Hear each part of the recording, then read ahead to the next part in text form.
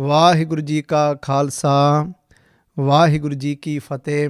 ਏਕ ਭਗਤ ਭਗਵਾਨ ਜਹ ਪ੍ਰਾਨੀ ਕੈ ਨਾਹਿ ਮਨ, ਜੈਸੇ ਸੂਕਰ ਸਵਾਨ ਨਾਨਕ ਮਾਨੋ ਤਾਹਿ ਤਨ।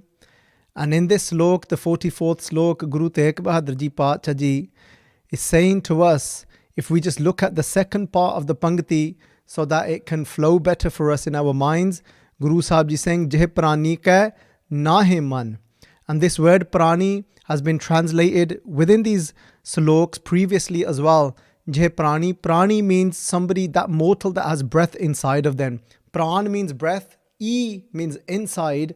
Those that have breath inside of them, referring to a mortal, referring to that human being over here, saying Jeh prani ke nahi man. Nahi means something that we haven't got inside of our mind. Nahi man. Man is our mind, something that is not in our mind.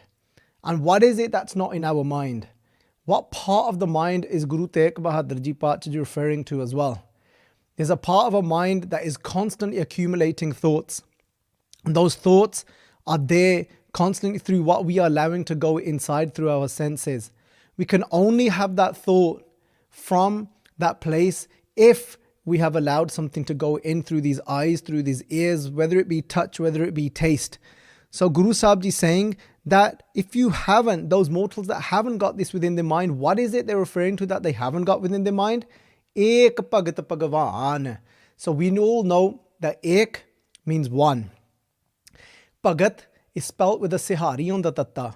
So over here it means bhakti. Bhakti meaning the devotion, not the actual devotee. So Guru Sahib Ji saying Ek Bhagat Bhagavan. Bhagavan is another name for Vaheguru Ji. Bhagavan is another name for God. Guru Sahib Ji saying Ek Bhagat. That one that has not got devotion for Vaheguru Ji. That one that hasn't got devotion for God. The one that has made this complete and entire creation. Paatshah is saying, what is that one like? That Ek Bhagat Bhagavan Jeh Prani Ke Nahi Man Jaise Sukar Swan Nanak Mano Tahe Tan. Guru Sahib Ji saying, Jaise, just like, Jaise Sukar. Sukar means a pig. Guru Sahib Ji saying, that one that hasn't got devotion for that one within their mind is just like a sukar, just like a pig. And Guru Sahib Ji adds to that list, Swan. Swan means a dog.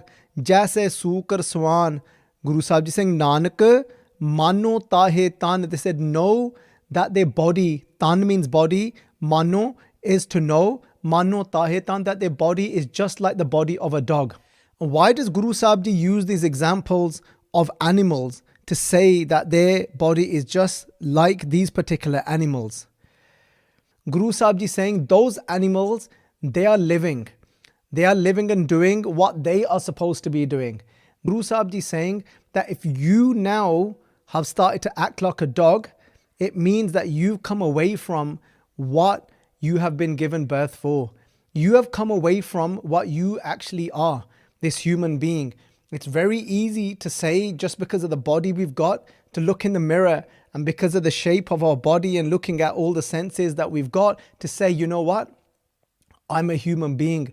But Guru Sahib Ji saying, actually, kartoot pasu ki manas jaat. They're saying kartoot pasu ki. They said the truth is that your kartootan, that your ways are like an animal. Kartoot pasu ki manas jaat. Even though you've been given birth as a human being, but the truth is you are just like an animal. In which way? Let's look at this deeper though. Let's look at this further. What does it even mean to have devotion for that one, for God? Just like a Gursikh by the name of Khwaja Roshan came to Guru Har Gobind Sahib Ji. His name's Khwaja Roshan, so he's a Muslim by birth. He practices namazah, he reads his namaz 5 times a day. And as he reads his namaz 5 times a day, he's a very good example of a practicing Muslim. But still found that emptiness and didn't find that connection to Allah, didn't find that connection to God. So that search, that yearning brought him to Guru Har Gobind Sahib Ji Paatshah Ji's charan. The Guru looked at Khwaja Roshan and says, Khwaja Roshan, can they go into the stables of the horses and look after the horses the best you can? And Khwaja Roshan, he goes and he starts to look after the horses. Because somebody might think that, I need to be sitting down and meditating. I need to be sitting down and trying to focus on something. But Khwaja Roshan didn't have any doubt in his mind. He knew one thing, that the Guru has placed me here and my job is here to look after these horses. He starts to take care of those horses. He starts to comb those horses. He starts to feed those horses. No matter what needs doing, he's doing that work for the horses. Day and night he's immersed. That's all he has now devoted himself to. As per the Guru's bachan, that's how we devote ourselves. Ek Bhagat Bhagavan, je prani ke nahe man, jaise sukar swan nanak mano tahe tan. Now he would have been like a dog or a pig if he hadn't completely devoted himself as what Guru Sahib Ji told him. Guru Sahib Ji would come every day to come and take a horse from the stables. And that moment, he would get so happy when Guru Sahib Ji would come into those stables. I remember all he's doing is day and night is serving these horses. His heart would light up when Guru Har Gobind Sahib Ji Pachaji would walk into those stables. And one day, as Guru Sahib Ji is leaving those stables, his heart starts to sink, thinking that Guru Har Gobind Sahib Ji Pachaji is going to be away from my eyes. I'm not going to get to do their darshan anymore. What he starts to do, he starts to run after Guru Har Gobind Sahib Ji Pachaji. Now every moment of his life has become a devotion. He's devoted in every moment of his life. As he's running after Guru Sahib Ji, he's thinking nothing else. All he's thinking is, I don't want you to be away from my eyes.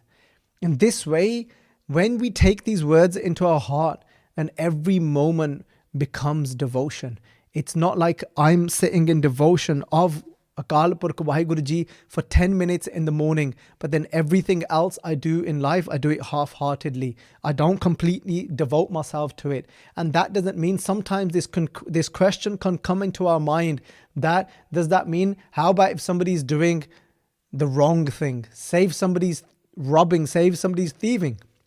And the truth is, if we're doing something so consciously, and we're actually being very conscious of what we're doing, we'll actually end up restraining ourselves from doing that act anyway. Or the other important thing to look at is, we've always got a kasavatti. We always got the touchstone of our Guru's teaching.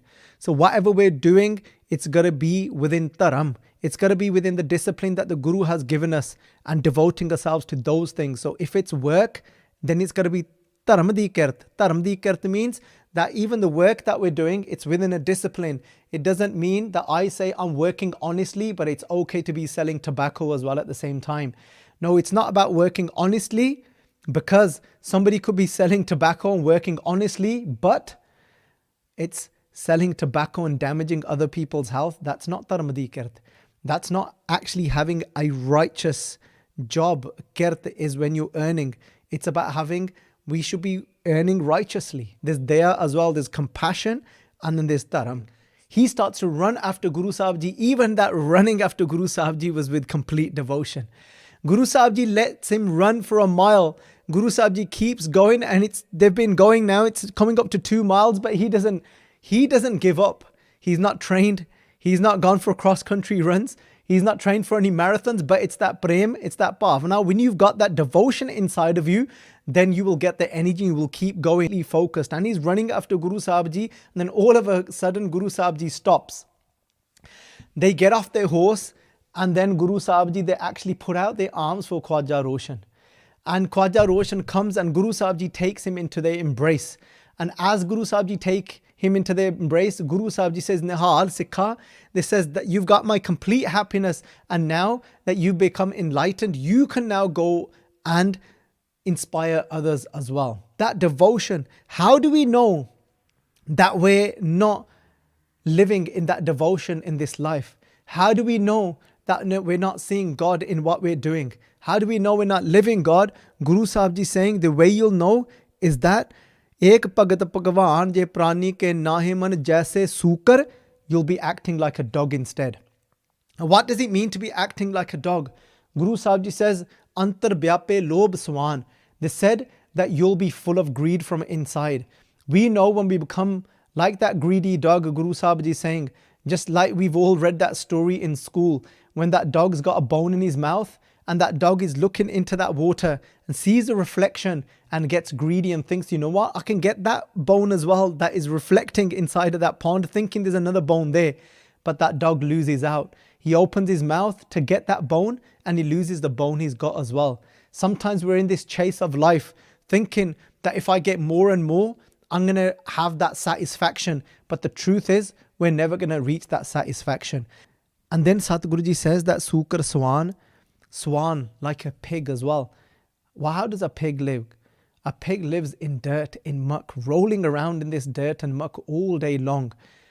And a pig has several children, but still is not satisfied. If we think of ourselves as well, it doesn't matter how we get caught up in all of these things, but it doesn't mean that we're going to find that inner satisfaction. We might sometimes think, you know what, only if I was to get that child, only if I was to have that son, but it doesn't mean it's going to give us that satisfaction. Vaheguru Ji ka Khalsa, Vaheguru Ji ki Fateh.